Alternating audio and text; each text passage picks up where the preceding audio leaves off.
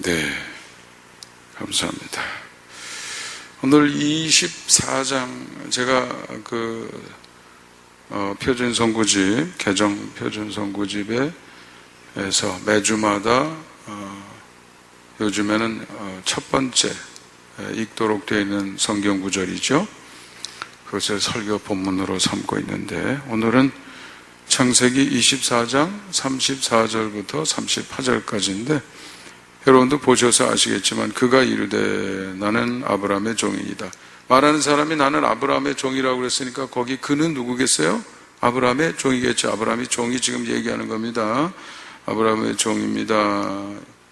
여호와께서 나의 주인에게 복을 주셨고 이렇게 됐는데, 또 나의 주인이 나에게 맹세까지 시켜서 며느리감을 구하게 했다. 아들은 외아들이니까 재산은 전부 외아들에게 내려가겠지요. 그래서 며느리감을 가나안 땅에서는 절대로 구하지 말라고 그랬고, 내 아버지의 집, 내 족속에게로 가서 내 아들을 위해서 아내를 택하라, 이렇게 말해서 사실 여기까지 오게 됐습니다 하면서 지금 설명을 막 시작하는 부분을 우리가 읽었어요. 그래서 그런 지시하는 부분은 이제 24장 앞쪽으로 가면 이제 나오게 됩니다만은, 여러분이 성경 25장으로 가서 25장 시작하는데 제목을 보면 아브라함이 어떻게 된다고요? 제목, 아브라함이 죽다. 아브라함이 죽다. 이 얘기 이제 끝나는 거예요. 25장 가면 죽는 거예요. 24장 얘기는 그러므로 무슨 얘기가 될까요? 아브라함의 얘기 중에 지금 마지막 에피소드가 되는 거죠. 마지막 얘기를 하는 거예요. 여러분, 아브라함이 하란을 떠날 때 75세였습니다. 지금은 100세 훨씬 지나서 죽음이 임박했으니까 고향 떠난 지 40년 이상 이렇게 세월이 흘렀다고 봐야 되겠죠. 그래서 40년 살면서 일이 얼마나 많겠어요. 그러나 성경은 아브라함의 이야기를 전하는 게 목적이 아니에요. 성경의 목적은 누구 사람이 무슨 위대하다, 탁월하다, 뛰어나다, 이렇게 훌륭한 사람도 있다, 이런 거 얘기하는 게 목적이 아니에요. 그렇기 때문에 성경 이야기 보면 믿음의 조상 아브라함은 그래도 부끄러운 얘기 다 나오는 거고요. 모세가 이스라엘을 해방시킨 이스라엘의 아버지와 같은 존재다, 이렇게 얘기해도 모세의 그 부끄러운 얘기 다 그대로 나오고 있고요. 있는 얘기 그대로. 이스라엘 백성들이 자기들의 역사를 다루지만 좋은 얘기 뽑아서 쓰지 않았어요. 있는 그대로. 그건 좀 탁월성이라고 봐야 될 겁니다. 되게 자기들을 미화시키려고 하는 본능을 갖게 돼 있어요. 난 좀 다르다, 이렇게 하고 싶은 생각을 갖게 되는데, 성경은 우리 좀 다르다 이런 주장이 안 들어있어요. 우린 진짜 우리 스스로 봐도 이건 아니네, 이런 얘기 그냥 다 들어있다고요. 왜 그랬을까요? 누구만 높아지라고? 하나님. 하나님이 주인이십니다. 하나님이 역사하십니다. 하나님에게서 모든 것이 온다, 이거죠. 무엇이 옳은 것입니까? 무엇이 그른 것입니까? 나는 무엇을 위해서 살아야 됩니까? 내 인생의 목적은 뭡니까? 나는 어떤 사명을 가지고 삽니까? 전부 그분에게서 온다, 이거죠. 자기 자신을 미화시키기보다 하나님을 높이는, 자기의 부족하고 부끄러운 것을 그대로 노출시키면서 대단히 훌륭한 그런 모습이라고 할 수는 있겠습니다만은, 아브라함 역시 마찬가지예요. 아브라함에 대한 이야기 우리가 읽어보지만, 아브라함 진짜 창피해요. 아마 여기서 그렇게 행동할 사람은 아무도 없을 것 같아요. 아브라함은 그런 자리에서 시작한 사람이, 아무리 삶이 말이죠 어렵고 힘든다고 말이에요, 자기 목숨 구하려고 부인을 지켜주지도 못하고, 혹시 애굽에 내려갔다가, 그랄 땅에도 그랬지만은, 다른 사람이 당신을 뺏기 위해서 날 죽이면 어떡하냐, 당신을 뺏는다는 얘기는 성경에 나오진 않지만 제가 추측해 보는 거예요. 당신 뺏어간다는 것은 당신이 좋다는 얘기인데, 당신은 그래도 뺏겨가도 나한테서 탈취되어 감을 당해도 당신 생명은 걱정 없다, 이거예요. 난 죽잖아. 그러니까 내가 남편이라고 당신은 아내라고 이렇게 하지 맙시다. 당신 내 누이 동생 맞잖아. 그러니까 내가 누이라고, my sister 이렇게 얘기합시다. 생각해보면 진짜 기분 나빠가지고 나 같았으면 오늘로 저 이혼 소리 가져와. 도장 찍고 말지. 응? 내가 죽어도 당신 지켜주겠다고 이렇게 나와야지. 이게 뭐야? 한 번도 아니고 귀싸대기 내리치고 무릎 꿇고 한 일주일은 금식시킨 다음에 그때까지 눈물 흘리고 있으면 들어오라고 그럴 것 같아요. 그렇지 않습니까? 원래 아브라함의 수준이 그런 수준이었어요. 사람이 사실 불안에 휩싸이면 그 불안에 압도를 당해서 정신을 못 차리게 돼 있어요. 겁이 나니까.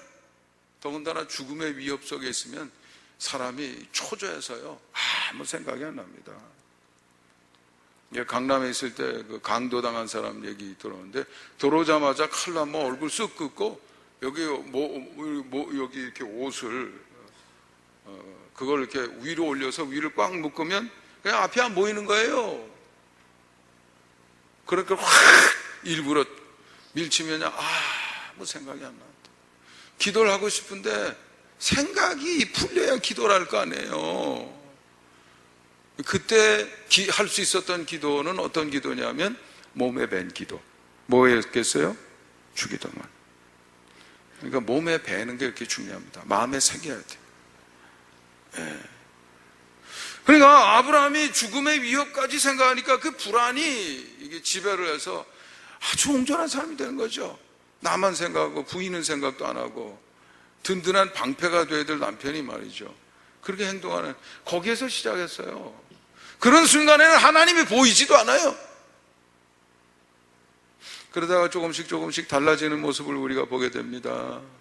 조금 있더니 그래도 그 위기 속에서 하나님이 지켜주시고 전화위복되는 과정 속에서 내가 가슴이 둥둥둥둥둥둥 뛸 때는 아무것도 안 보이고 나 혼자인 줄 알았는데 눈에 보이지 않아도 하나님이 역사하시는구나. 하나님이 이 상황을 확 뒤집어서 나는 죽을 줄 알았는데 복 받는 기회가 되네. 이거를 체험하고 그게 자꾸 쌓여지게 되니까 그게 좀 용기가 되고 조금 점점 마음이 위기 속에서도 편안해지기 시작하는 거예요. 그러니까 남이 눈에 들어오기 시작하는 거예요. 아내를 불쌍히 여기기 시작하게 되는 거예요. 조카 롯과 갈등이 생겼을 때도 그래, 내가 먼저 선택해라. 내가 좌하면 난 우하고 내가 우하면 나 좌하게 먼저 선택해. 그러더니 나중에는 소돔과 고모라를 위해서 자기 일도 아닌데 그렇게 애절하게 절박하게 하나님의 죄를 심판하신다는 건 내가 이해가 되지만 설마니 그 안에 의인이 없으려고요 같이 심판하는 건 말이 안 되는 것 같아요. 50명은 있지 않겠어요? 45명, 40명, 30명, 20명, 10명. 내 일이 아닌데도 말이죠. 그러더니 마침내 이삭을 제물로 드리라고 하는 시점에서는 제가 설명을 드렸지만 행동하는 게 꼭 100번은 연습한 사람 같아요. 우물쭈물이 없어요. 현장에서 하나님의 뜻을, 음성을 들을 수 있었고 주저함 없이 그것을 택할 수 있었고 상상할 수 없는 일이지만 하나님 뜻이 있을 거야. 그리고 자기 머릿속에서는 아우성 소리가 나면서 어떻게 100세에 난 아들인데 너 정신 차려. 아우성 소리가 속에서 나와도 하나님에 대한 신뢰가 더 크다 이거죠. 그런 경지에 올라선 아브라함입니다. 사실 그런 아브라함의 이런 추한 얘기도 있었다 이런 거 읽으라는 게 아니고 그렇게 부끄러운 자리에서 성장해가는 아브라함의 모습을 읽고 배우라는 뜻인 줄 믿습니다. 왜 배우라는 거예요? 그러니까 사실은 우리 마음속에서는 아브라함을 읽고 난 다음에는 아브라함이 사라지고 원리만 남아야 돼요. 그리고 내가 그것을 쫓아하는 거죠. 내가 이렇게 부끄럽도 괜찮았구나. 이런 자리에 시작해서도 탁월한 삶의 경지에 올라갈 수 있구나. 이렇게 부끄럽고 보잘것없는 사람도 위대한 아름다운 삶의 차원으로 올라갈 수 있구나. 바꿔야 되는구나, 변화해야 되는구나, 하나님을 바라봐야 되는구나, 영적 원리를 터득하고 자기 것으로 삼으라고 하는 의미에서 아브라함을 우리에게 소개하고 있는 줄 믿습니다. 오늘 마지막 얘기거든요. 여러분, 마지막 얘기 아무거나 쓰겠어요, 안 쓰겠어요? 아무거나 안 합니다. 저도 여러분에게 제 생각을 좀 설명을 드리지만 여러분들도 한번 일주일 내내 생각해 보세요. 왜 이게 마지막 그 클라이막스와 같은 하이라이트와 같이, 그렇잖아요, 마지막 그 모습인데 왜 이 이야기로 마무리가 됐을까? 그리고 여러분 24장을 이렇게 쭉 한번 보세요. 맨 끝에, 맨 끝절로 가보세요. 몇 절이에요? 67절에. 그냥 대충 생각해도 길어요, 짧아요? 25장 가보죠. 25장 몇 절이에요? 34절밖에 안 돼요. 네. 그러니 얼마나 큽니까? 26장 몇 절이에요? 35절. 다시 좀 거꾸로 올라가 보죠. 23장은 몇 절이에요? 23장 20절. 이렇게 대충만 앞뒤를 봐도 이게 길이가 대단히 길어요? 그저 약간 길어요? 적어도 몇 배 아닙니까? 23장에 비하면 3배가 넘잖아요. 길잖아요. 근데 여러분 가만히 24장 읽어보면 길게 할 필요가 없었을 것 같아요. 아니, 종이 가서 말하는 걸 뭐 전에 아브라함이 종에게 지시한 것을 그대로 전하였더라, 이러면 잠깐으로 옛날 거 다 끝날 텐데 그걸 뭐 또 반복해서 얘기합니까? 그거를 왜 얘기해요? 중요하다는 거예요, 안 중요하다는 거예요? 한 번 더 읽으라는 뜻 아니겠어요? 독자로 보고 이 부분 하이라이트 중복해서 읽어, 이런 뜻 아니겠냐 이거예요. 네? 그렇지 않으면 쓰는 사람이 아브라함이 말한 대로 리브가의 부친에게 여주었더라, 뭐 이렇게 끝날 수 있는 건데, 내 주인이 이렇게 말했고 저렇게 말했고 이렇게 말했고 저렇게 말했고 그 앞부분에 한 말 그대로 있거든요. 근데 똑같이 그 뒤에도 또 반복이 되면서 이렇게 되고 있다 이거죠. 마지막 얘기라는 거, 길게 했다는 거, 그리고 내용이 중복되며 반복된다는 것, 이런 것은 다 여기 중요한 부분이야, 여기 중요한 부분이야, 관심 읽을 때 딴짓하지 마, 집중해 이런 의미가 된다고 봐야 될 줄 믿습니다.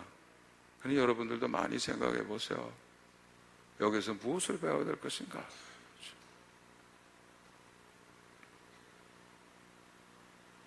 우리 앞부분을 조금 한번 검토를 좀 해보도록 하겠습니다. 24장 1절로 돌아가서 시작되는 부분을 본다고 하면 아브라함이 나이가 많아 늙었고 여호와께서 그에게 범사의 복을 주셨더라. 네. 하나님의 뜻대로 사는 능력이 향상이 되면 될수록 그 사람의 삶도 형통하게 될 줄 믿습니다. 네. 여러분, 하나님의 뜻대로 살지 못할 때도 하나님이 역사하세요. 여러분, 애들이 말썽 피고 말 안 들어도 밥 줘요, 안 줘요? 밥 줘요. 옷 사줘요, 안 사줘요? 옷 사줘요. 그런 정도죠. 출애굽 1세대가 그렇게 원망하고 말썽을 피워도 하나님이 메추라기 만나 여전히 주셨어요.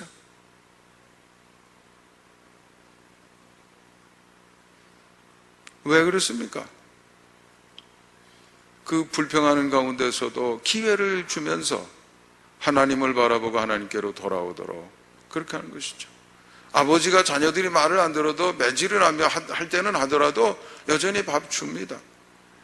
뭐 어느 순간에 건너지 말아야 될 선을 건넌다 그러면 두 손 드는 거죠. 그때는 어쩔 수 없죠. 하나님도 역시 마찬가지예요. 무단히 기다리는 건 사실이지만, 그러나 그것은 그 순종의 삶과 연관된 축복과는 다르다 이거죠. 믿음이 향상돼서 어느 경지에 올라가게 되면 그때는 그냥 그 원리에 따라서 물 흐르듯이 그냥 쫙쫙 축복의 대로가 열려지게 될 줄 믿습니다. 아브라함에게 너와 내 씨로 말미암아 세계 모든 민족이 복을 받는다고 그랬는데 그 씨가 누굽니까? 예수 그리스도 아닙니까? 예수님 유태인이었어요. 베드로 유태인이었어요. 바울 유태인이었어요. 그렇게 해서 오늘 복음이 만방에 퍼졌으니 세계 모든 민족이 이 신앙을 통해서 생명에 이르는 줄 믿습니다. 그뿐만이 아니에요. 제가 읽은 책에서 저 요즘에 소개해드렸지만 우리가 누리는, 현대인이 누리는 문명과 문화의 아이디어 50%가 여러분 5%가 아닙니다. 10%가 아니에요. 세계 인구의 0.2%밖에 안 되는 사람 머릿속에서 우리가 날마다 누리고 있는 그 아이디어들 50%가 그 사람들 머리에서 나왔다는 거예요. 여러분이 깜짝 놀랄 것들 생각해 보면 은행 가서 그 은행 그런 시스템이 제일 처음에 유태인들의 머리에서 나왔다는 거죠. 50%가 된다는 거예요. 지금도 우리가 아브라함을 읽으면서 교훈을 받잖아요. 이게 벌써 시공을 초월해서 아브라함이 지금 은혜를 베풀게 복의 비밀을 지금 전파하고 있는 셈이 되지 않겠어요? 더군다나 자기 이름을 아브라함으로 쓰는 사람들은요, 영어권에 굉장히 많습니다. 제가 미국에서 공부할 때 교수님 이름도 아브라함, 제 논문 주임 교수 아브라함이었어요. 제가 미국 대통령 중에 제일 존경하는 16대 대통령 누구예요? 아브라함 링컨. 아브라함. 하나님이 하시는 일은요 틀림없습니다. 여러분 걱정하지 마시고요, 힘들어도 하나님을 바라보시고 버티시고 여러분 영적인 능력을 향상하시기 바랍니다. 어느 순간에 이르게 되면 이런 형통의 역사가 1절이 말하는 범사의 복이 이렇게 계속 꼬리에 꼬리를 무는 축복의 역사가 있게 될 줄 믿습니다. 근데 여러분, 앞을 나설 때 앞을 바라보고 가는 것은 대개는 안 보이기 때문에 힘들어요. 그래서 여러분, 육신의 눈으로 보려고 하지 마시고 믿음의 눈으로 앞을 바라보시기 바랍니다. 여러분, 마음이 실망하면 포기하게 돼 있고요, 타협하게 돼 있고요, 그리고 아브라함처럼 불안에 휩싸이게 되면 안 보이게, 시야가 좁아지게 돼 있어요. 자기만 보이지. 위기에 차면 아주 순식간에 무슨 폭발이 일어나고 이러면 부부가 같이 가다가도요, 남편이 아내 챙겨줄 것 같아요? 에이, 생각하지 마세요. 그 순간에는 안 보여요. 그건 나중에 가서 꼬집지 마세요. 그냥 안 보이게 됐어요, 그 순간에는. 그러니까 힘들고 고통스럽고 불안이 높아지면 높아질수록 자기만 보이게 돼서 시야가 좁아져요. 그래서 몸에 믿음을 배야 됩니다. 그 순간에도 그렇게 행동하기 위해서는 내가 내 몸에다가 하나님의 말씀으로 새겨야 돼. 새겨야 무수히 반복이 되면 그 순간에도 시야가 넓어지게 되고 하나님까지 보여지게 되는 줄 압니다. 네, 2절 한번 읽어봅니다. 시작. 아브라함이 자기 집 모든 소유를 맡은 늙은 종에게 이르되 청하건대 내 허벅지 밑에 내 손을 넣어라. 너 가서 내가 지시하는 대로만 해.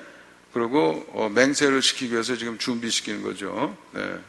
근데 할 수 없는 일을 시키는 게 아니에요. 할 수 있는 일을 시키는 거죠. 네.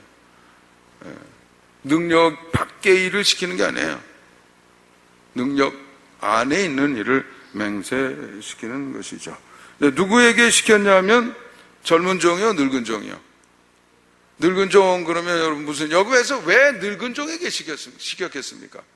그것도 늙은 종이 많을 텐데 다른 늙은 종이 아니고 집안 모든 소유를 지금 담당해서 관리하고 있는 집사장이에요, 말하자면.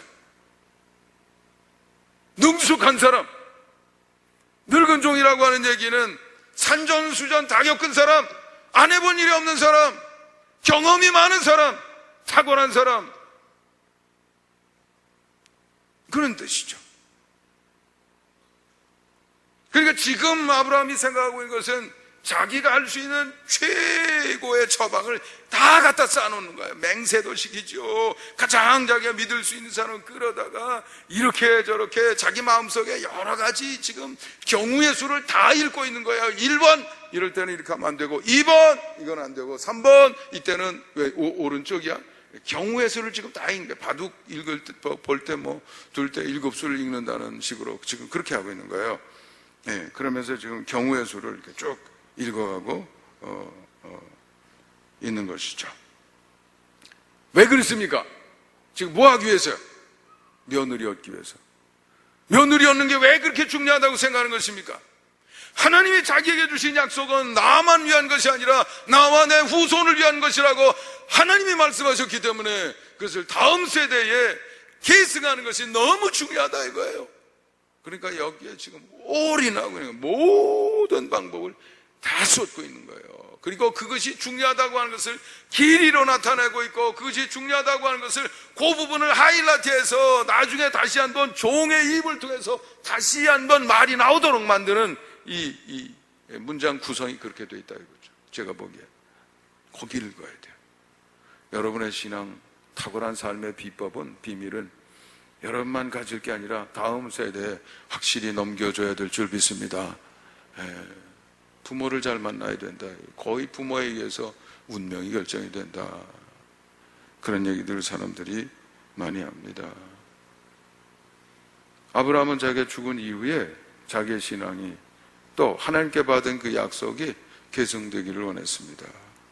그리고 거기에 그 일을 위해서 모든 방법을 다 지금 동원하고 있는 것이다. 그렇죠. 3절 한번 읽어보겠습니다.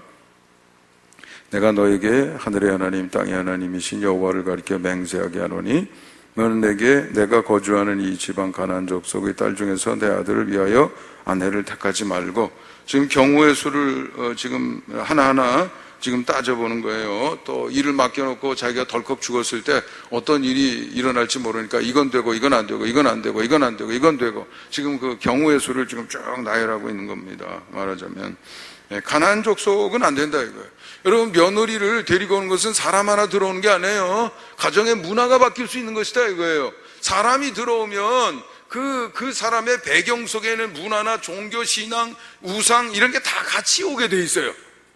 그래서 유태인들은요, 아버지가 유태인이고 어머니가 유태인이 아니면 그 자녀를 인종적으로 구분할 때 유태인이라고 인정하지 않습니다.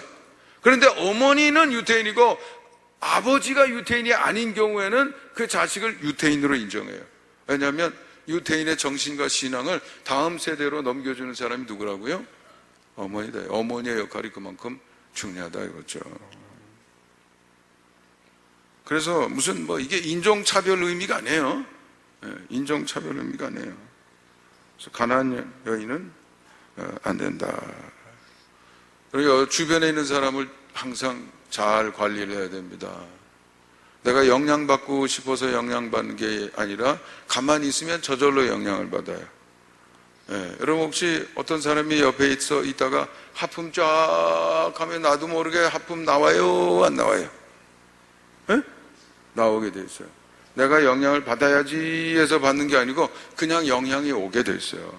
사람이 그래요. 아름답게 살고 싶으면 아름다운 사람 옆에 있어. 명랑하게 살고 싶으면 명랑한 사람 자주 만나세요.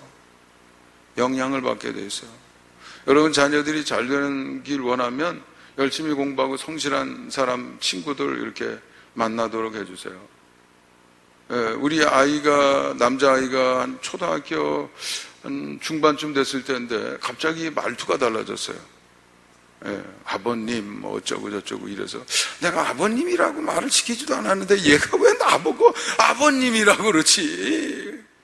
그랬더니 책만 읽는 친구를 하나 새겼는데 걔하고 새기더니 막 영향을 받는데 형님, 아우님 뭐 이러면서 말투가 달라졌어요. 그리고 얼마나 가까운지 그 조그만 애들이 난 지금도 안 잊어버리고 있어요. 우리는 양치질도 안 하고 뽀뽀하는 사이래. 남자애들이 가깝다 이거죠. 영향을 받는 거예요. 영향을 관리해야 됩니다. 영양을 관리해야 돼요. 여러분이 몸부림치며 싫다고 해도 소용이 없어. 여러분의 의식에는 현재의식과 잠재의식이 있습니다. 현재의식은 여러분이 관리할 수 있는 부분이지만 잠재의식은 사실 길게 오래 시간이 걸려야만 관리할 수 있는 부분인데 현재 이 순간 작동하는 것은 여러분 통제 범위 밖에 있는 겁니다. 거기는 보면 그 순간 그냥 들어가요. 여러분이 본 거고 그 부분 지워져 해도 안 지워져요. 그래서 받는 영향을 조심해야 된다 이거죠. 우리 4절을 한번 읽어보겠습니다. 시작. 내 고향 내 족속에게로 가서 내 아들 이삭을 위하여 아내를 택하라. 고향에 가서 택하라는 거예요. 먼 땅이거든요. 아까도 말씀드렸지만은 하나님으로부터 받은 약속을 다음 세대에 담보하기 위한 아브라함의 고뇌라고 할 수가 있겠습니다. 여러분이 어떤 사람을 선택하느냐, 그게 굉장히 중요한 거예요. 돈 많은 사람, 어떤 사람은 돈 많은 사람, 학벌 좋은 사람, 이런 외적인 것으로 자꾸 선택하는 사람이 있는데, 저는 그것도 사실 나쁜 건 아니지요. 그런데 조건이 있어요. 속이 좋을 때 외적인 요소도 좋으면 그게 좋은 것이지. 비로소 좋은 것이죠. 속은 이게 썩어 문드러진 사람에게 외적인 것만 좋으면 좋은 게 아니에요. 그래서 무슨 의사 남편에게 시집 갔다가 사건 나서 죽고 있다고 하면 뉴스 나오잖아요. 그렇잖아요. 아무리 싫으면 법원에 가서 이혼하고 말든지 왜 죽이냐고요. 그러니까 중요한 것은 속이 중요하다. 어떤 영향을 줄 사람인가 이런 것이죠. 좋은 내적인 배경을 가지고 올 수 있는 사람, 잘 될 수 있는 내면을 갖춘 사람. 예수님이 그런 말씀하셨어요. 나무를 보면 선한 나무에서 선한 열매가 맺힌다. 나무를 보면 어떤 현상이 나올지를 알게 돼 있어요. 그러니까 나무를 잘 봐야 된다 이거죠. 나무를 잘 선택해야 되는 거죠. 그런 의미예요. 아브라함의 노력이라고 할 수 있겠습니다. 5절과 6절을 한번 읽어보겠습니다. 시작. 종이 이르되 여자가 나를 따라 이 땅으로 오려고 하지 아니하거든 내가 주인의 아들을 주인이 나오신 땅으로 인도하여 돌아가오리이까. 아브라함이 그에게 이르되 내 아들을 그리로 데리고 돌아가지 아니하도록 하라. 근데 만일 거기에서 좋습니다. 결혼하는 건 좋은데요. 내가 그렇게 멀리는 못 갑니다. 그럼 내가 죽을 때까지 부모도 못 볼 수도 있는데 그건 아니죠. 라고 얘기한다 그러면 아들 이삭을 데리고 이리로 와도 되겠냐라고 묻는 거죠. 그랬더니 아브라함이 뭐라고 그랬어요? 안 된다. 그러면 지금 우선순위가 뭡니까? 고향 땅의 여자가 우선순위예요? 아니면 하나님으로부터 받은 그 약속의 땅에서 하나님의 약속이 내 다음 세대 그 이후 1000세대에 가기까지 이루어지는 것이 우선순위입니까? 후자죠. 그걸 결혼 못하면 자식이 없을 텐데요. 그건 하나님이 하실 일이고 나는 내가 할 수 있는 약속을 선택하고 붙드노니 내가 할 수 있는 일 그건 내가 책임지겠다 이거죠. 만약 안 된다 그러면 내 눈앞엔 그림이 안 보여요. 그림이 안 보여도 하나님의 뜻을 선택하시는 여러분들이 되시길 바랍니다. 사람의 눈으로 보이려고 하지 마세요. 하나님의 눈으로 하시는 일은 볼 수가 없어요. 그러나 아브라함의 이야기 수천 년 뒤의 시점에서 우리가 읽어보니까 하나님이 하시는 일이 얼마나 탁월하고 정확하냐 이거예요. 하나님은 약속을 어기시는 법이 없으신 것을 믿으시기 바랍니다. 그래서 이제 10절에 보면 이에 종이 그 주인의 낙타종 10匹를 끌고 떠나는데 이제 떠나는 장면이 나오죠. 고향 땅에 가서 이제 기도를 하는 장면이 그 뒤에 나옵니다. 하나님 내가 이래서 여기까지 온 거 아시잖아요. 그러니 하나님께서 순탄하게 인도해 주세요. 15절 한번 읽어보겠습니다. 시작. 말을 마치기도 전에 리브가가 물동이를 어깨에 메고 나오니 기도하는 말만 기도가 마치자마자 누가 왔어요? 리브가가 물동이를 들고 막 나타나는 거예요. 처음 나타난 사람. 기도 끝났는데 딱 나타난 거예요. 그 사람이 누구예요? 나중에 이삭의 아내가 됐어요. 야, 이거 신기하잖아요? 네. 물 길른 우물에 가가지고 앉아가지고 물도 마시고 막 기도를 딱, 내가 물 좀 달라 그러면, 나 이런 사람이면 우리 주인의 며느리 감으로 좋겠네요. 나에게도 물도 줄 뿐만 아니라 동물도 불쌍히 여기가지고 동물까지 물 퍼줄 수 있는 사람이면 좋겠습니다. 그냥 딱 나타난 사람이 리브가예요. 그래서 기도한 대로 했더니 그대로 하네요. 안 신기해요? 신기하죠. 누가 일하신 거예요? 하나님이 일하셨다. 우리는 이때 그렇게 이야기하는 거예요. 하나님이 하시는 일은 사람의 눈으로 인과관계를 이렇게 찾아낼 수가 없어요. 하나님이 일하시는 것을 믿으시기 바랍니다. 네, 하나님이 일하시는 것은 안 보여요. 여러분, 눈으로 확인하지 말라고 마시고 눈으로 확인하려고 하지 마시고, 히브리서 11장에 있는 것처럼 보이지 않는 것도 보이는 것처럼 믿음으로 그렇게 걸어가시기를 주님의 이름으로 축원합니다. 신기한 것은 안 보였는데 믿음으로 걸어가면 뒤돌아보니까 다 그 길이 하나님의 섭리와 기적의 연속이다 이거죠. 그렇게 보이게 돼 있어요. 얼마나 놀라운 일입니까? 그래서 마침내 그 리브가와 함께 그 집으로 왔고, 지금 아까 읽었던 부분은 부모님께 지금 설명하는 부분이고, 맨 마지막 절 67절 한번 보겠습니다. 어떻게 끝나나. 시작. 이삭이 리브가를 인도하여 그의 어머니 사라의 장막으로 들이고 그를 맞이하여 아내로 삼고 사랑하였으니 이삭이 그의 어머니를 장례한 후에 위로를 얻었더라. 아브라함이 계획한 대로 이루어져 가고 있는 것을 우리가 볼 수가 있었습니다. 사실 이삭은 아무 생각이 없다가 자기 집 수석 이 일꾼이 말이죠, 멀리서 여자하고 오는데 그냥 한 번에 그냥 뿅 하고 갔어요. 그래서 결혼을 했다는 거죠. 아브라함이 계획했던 대로 이루어지는 이 모습들을 볼 수 있었습니다.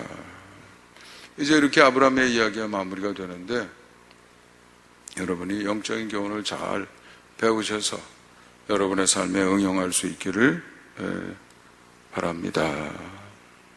저는 이렇게 마무리하면서 몇 가지만 강조해 드리고 싶어요.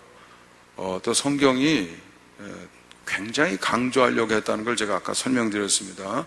길이도 길지요, 그 다음에 중복에서 나오지요, 죽기 직전의 마지막 에피소드지요, 이런 걸 우리가 함께 봐야 되겠습니다. 첫 번째는 뭐냐면 여러분의 삶이 믿음에 의한 삶이어야 된다. 그렇죠? 믿음에 의한 삶이어야 된다. 믿음으로 사는 경지에 오르기 위해서 몸부림쳐야 됩니다. 아브라함이 말이죠, 얼마나 우여곡절을 겪으면서 그 경지에 올라가는지 몰라요. 근데 이 24장, 22장도 마찬가지지만 무슨 한 100번은 연습한 사람처럼 그저 물 흐르듯이 쭉 흘러가잖아요. 몸에 배서 그런 거예요. 믿음으로 살게 됐어요. 믿음으로 산다는 뜻이 뭡니까? 저는 항상 세 가지 관점에서 설명한다는 거예요. 어떤 상황에서든지 누가 먼저 보여야 돼요? 하나님이 보여야 돼요. 하나님의 뜻이 감지가 돼야 돼요. 하나님의 뜻이 느껴질 수 있어야 돼요. 이해가 돼야 돼요. 그리고 그것을 선택할 수 있어야 돼요. 그게 믿음인 거예요. 그게 영성인 거예요. 여러분, 기도를 왜 많이 합니까? 성경 왜 많이 읽습니까? 상 받으려고요? 그런 거 할 때 상 받기 위한 목적을 하시는 분들도 계시는데, 그거는 여러분에게 동기를 부여해 드리려고 교회에서 하는 일이지 상을 목적으로 하라고 하는 건 아닙니다. 하나님을 더 자주 여러분 마음속에 모시고 그분의 뜻을 이해하고 파악하고 듣는, 분별하는 능력이 향상이 되도록 동기를 부여하기 위한 것이죠. 하나님과의 관계. 두 번째는 뭐냐면 여러분의 마음입니다. 예수님이 그렇게 말씀하셨어요. 선한 나무에서 선한 열매가 맺힌다. 나무가 어떠냐가 중요한, 나가 중요한 거예요. 아까도 얘기했지만은 엄한 사람에게 머리만 좋아가지고 의사 됐어도 우리 이 뉴스에서 들었던 그 케이스 같은 경우에는 그것만 보고 결혼했지만 딸 잃은 거 아닙니까 결국은. 그러니까 내 속이 탁월하고 짜임새 있게 하나님의 뜻에 따라서 만들어지기만 하면, 그러면 나머지 열매는 저절로 생기게 돼 있어요. 그 경제 올라오니까 아브라함의 경우에는 뭐냐면 범사의 복이, 축복의 역사가 있었다고 24장 1절에 아예 그렇게 우리에게 못을 받고 있는 것을 볼 수가 있습니다. 세 번째 요소는 몸 차원의 얘기라고 제가 얘기했습니다만, 삶의 현장에서 큰 일이든 작은 일이든 하나님의 뜻에 따라 생각하는 능력이 있어야 된다. 그렇죠? 큰 일이든 작은 일이든 저절로 그렇게 나와야 돼요. 큰 일만 이거 정신 차려서 하나님의 뜻대로 살아야지 이렇게 하면 안 돼요. 아주 사소한 일이라도, 집안에서 쓰레기를 버리는 일이라도, 이런 경우에는 나는 어떻게 서신하는 것이 하나님의 뜻일까 생각해 봐야 돼. 근데 여러분, 중요한 것은요, 큰 일이 큰 일이 아니고 작은 일이 큰 일일 수도 있어요. 그건 사람이 알지 못해요. 나는 사소하고 아무것도 아닌 것이라고 생각했는데 나중에 뒤돌아보면 그것이 내 운명을 바꾼 일이 되는 경우가 얼마나 많은지. 그러니 여러분 삶 속에 작은 일을 무시하지 마시기 바랍니다. 그 안에서도 하나님의 뜻을 분별해내야 돼요. 이 순간에 나는 어떻게 해야 될 것인가. 세 가지만: 하나님과의 관계, 하나님의 마음을 닮은 나를 바꾸는 거, 만들어내고 세워내는 거, 그 다음에 큰 일이든 작은 일이든 삶의 현장에서 하나님의 뜻을 분별해내면서 거기에 맞추어서 내 삶을 경영하고 이끌어가는 능력. 그게 아브라함의 경우에는 저 밑바닥에서 이 믿음의 조상이라고 불리울 수 있는 위치까지 올라왔던 거죠. 그런 믿음의 조상이 된 거예요. 그래서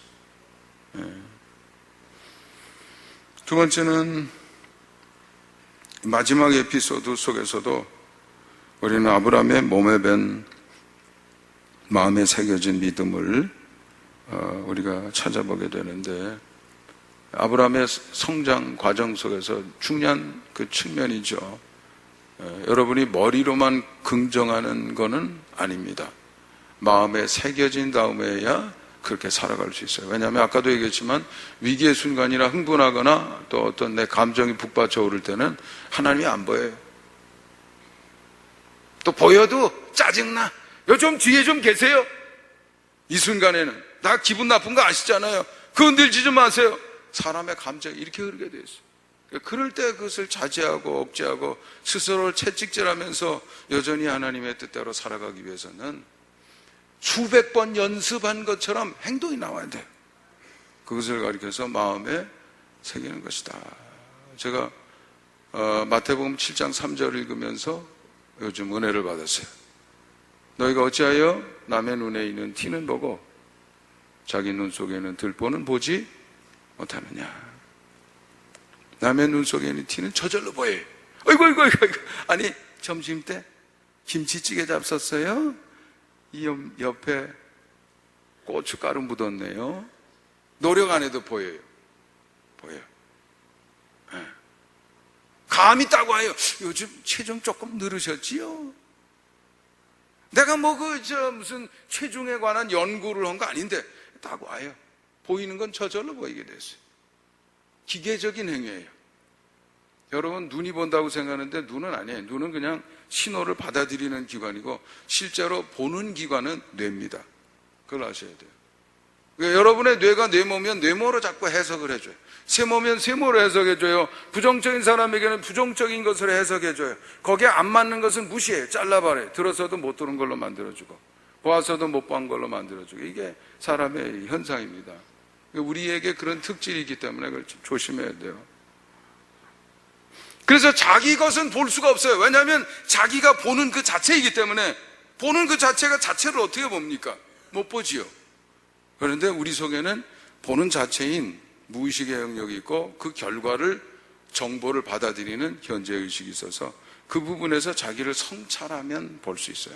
그거를 깨닫는다 이렇게 말하는 거죠. 그러니까 자기는 보는 것이 아니라 깨닫는 거예요. 그래서 마태복음 7장 3절에 어찌하여 남의 눈에 있는 티는 보고 내 눈 속에 있는 들보는 보지 못하느냐 이렇게 말하신 게 아니라 내 눈 속에 있는 들보는 깨닫지 못하느냐. 작은 티는 저절로 보여요. 내 속에 있는 들보, 대들보, 들보, 기둥이에요. 그건 안 보여요. 기둥이라도 안 보여. 티는 말할 것도 없지만 그거는 보는 게 아니라 어떻게 해야 된다고요? 깨달아야 돼요. 그러나 깨달은 것이 삶에 반영이 되기 위해서는 보는 기능으로 전환이 돼야 돼요. 깨달음이 기계적으로 자기 자신을 판단하고 분별할 수 있어야 돼요. 그것이 믿음이 마음속에 새겨진 경지라, 이렇게 말할 수가 있을 것입니다. 누구나 다 원리를 따르면 똑같은 삶을 살아갈 수 있습니다. 예를 들면 제가 아브라함 링컨 얘기만 하고 마치도록 하겠습니다. 아브라함 링컨은 어려서부터 성경을 읽으면서 대단히 신앙으로 성장한 사람이죠. 어떤 링컨의 전기작자는 이렇게 말했다고 그래요. 하나님께서는 링컨에게 위대한 사람이 될 만한 조건은 한 가지도 주지 않으셨다. 그런데도 위대한 사람이 됐다는 거죠. 다만 가난과 훌륭한 신앙의 어머니만을 주셨을 뿐이다. 훌륭한 신앙의 어머니로부터 신앙으로 사는 것, 가난이나 이런 것 때문에 너무 고통스러울 때 몸에 새겨지는 게 더 잘 새겨지게 돼 있거든요. 편안하면, 배부르면 느낌이 잘 안 나요. 처져요. 그래서 저 추운 지방 사람들이 잘 삽니다. 열대 지방이요, 가보세요. 멕시코 가봤지만 담만 둘러놓고 그냥 방 구별도 없어요. 그냥 거기서 사는 거예요. 가난한 집이라서 아들 결혼시키고 가운데다가 이렇게 장막이 아니고 뭐라 그래요? 커튼 채놓고, 커튼 저쪽은 아들네 집, 커튼 이쪽은 우리 집, 이렇게 살아요. 링컨이 어려움을 많이 겪었다고 그래요. 그래서 링컨 연구한 전문가는 27번의 실패를 거듭했다. 그런데 그런 과정 속에서 몸에 배이는 것이죠. 한번 링컨이 이런 말을 했다고 그랬죠. 사탄은 내가 실패할 때마다 이제 너는 끝장이라고 속삭였어요. 그러나 하나님은 내가 실패할 때마다 이번 실패를 거울 삼아 더 큰 일에 도전하라고 하셨습니다. 포기하고 좌절하기를 바라는 사탄의 속삭임보다 뒤를 보지 말고 전진하라는 하나님의 음성에 귀를 기울였지요.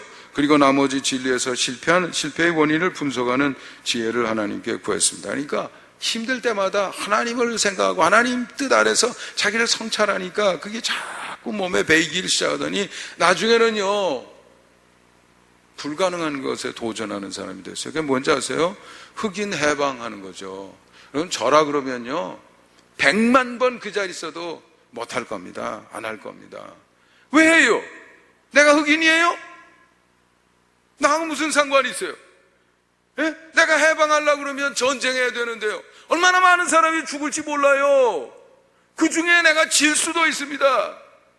난 사형이에요. 나를 도와줄 유력한 사람들은 다 노예를 가지고 있는 사람들이에요. 그 사람들이 날 버리고 등 돌릴 텐데요. 그래도 내가 그 일을 해야 돼요? 해야 될 이유가 있다고 어디서 찾겠냐고요. 오직 한 가지뿐이에요. 하나님 안에서는 차별이 없다. 흑인도 소중하다. 그들의 생명도 소중하다. 하나님의 피조물이니까. 나에게 이익되는 것이 아무것도 없다 할지라도 하나님의 뜻이면 해야 된다. 이거 하나뿐인 거예요. 그런데 했어요. 얼마나 놀라운 일입니까? 어떻게 그렇게 됐을까요? 마음에 새겨졌기 때문에 그런 것이죠. 그래서 위대한 인생이 된 거예요. 여러분에게도 그런 길이 있습니다. 여러분 자녀들을 그렇게 키울 수 있는 길이 있습니다. 여러분의 세대 가문의 역사 속에 탁월한 삶의 대로가 열릴 수 있다 이거죠. 오늘 여기서 배우는 원리를 여러분의 것으로 삼으시기를 바랍니다. 잠시 눈을 감고 오늘의 말씀이 주는 도전을 받아보겠습니다.